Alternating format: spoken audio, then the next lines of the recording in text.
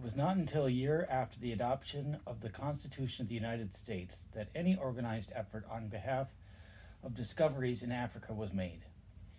In the city of London, a society for the exploration of interior Africa was formed in 1788, but it was not until 7 years afterwards that the celebrated Mungo Park undertook his first expedition. Thus, it was more than 300 years from the discovery of the Cape of Good Hope before even a ray of light began to penetrate the darkness of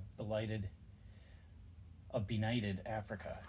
Meantime, great empires had been overthrown and others established in their places, and beneficent governments founded on both continents of the Western world. The life and adventures of Mungo Park, from a story of exceeding interest between which and the life and adventures of Dr. Livingstone, there are not a few points of remarkable coincidence. Park was a native to Scotland and one of many children. He was educated also in the medical profession. Moreover, while he was making his first tour of discovery in Africa, having long been absent from home, reports of his death reached England and were universally credited. His arrival at Falmouth in December 1797 caused a most agreeable surprise throughout the kingdom. An account of his travels, abounding with thrilling incidents, including accounts of great suffering from sickness and cruelty at the hands of Mohammedan Africans on the Niger, was extensively circulated. Many portions of this narrative were in about all the American school books during the first half of the 19th century, and the name of Mungo Park became as familiar as household words in the United States.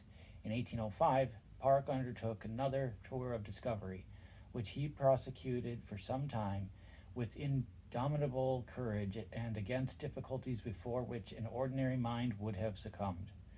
He navigated the Niger for a long distance, passing Jenny, Timbuktu, and Uri, but was soon after attacked in a narrow channel, and undertaking to escape by swimming, was drowned.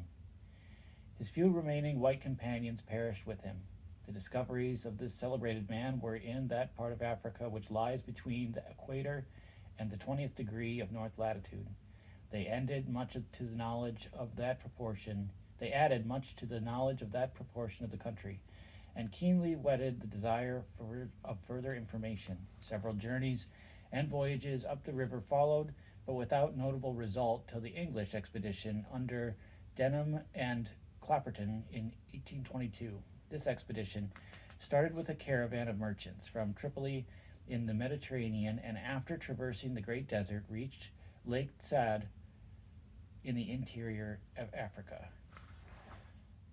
Denham explored the lake and its shores, while Lieutenant Clapperton pursued his journey westward as far as Sakadu, which is not greatly distant from the Niger.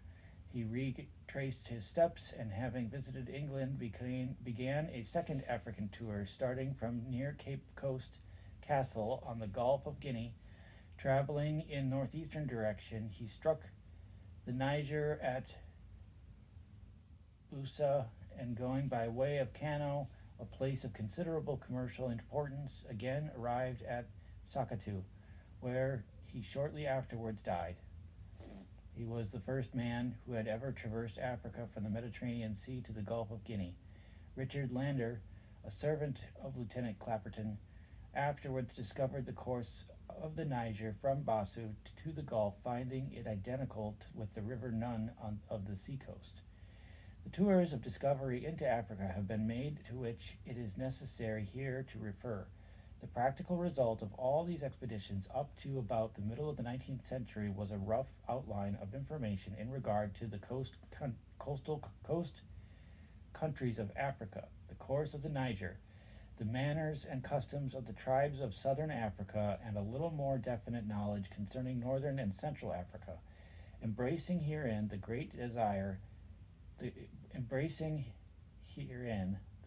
desert, Lake Tsad, the river Niger, and the people between the desert and the Gulf of Guinea.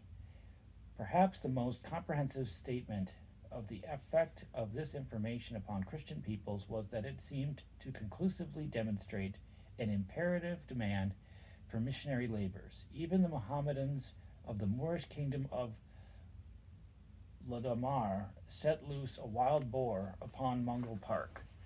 There were astonished that the wild beast assailed the Muslims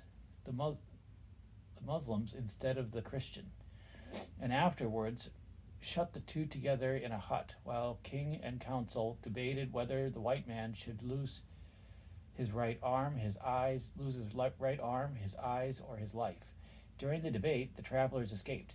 If the Mohammedan Africans were found to be thus cruel, it may well be inferred that those of poorer faith were no less bloodthirsty, and thus, as one of the results of the expeditions to which we have referred, a renewed zeal in proselytism and discovery was developed.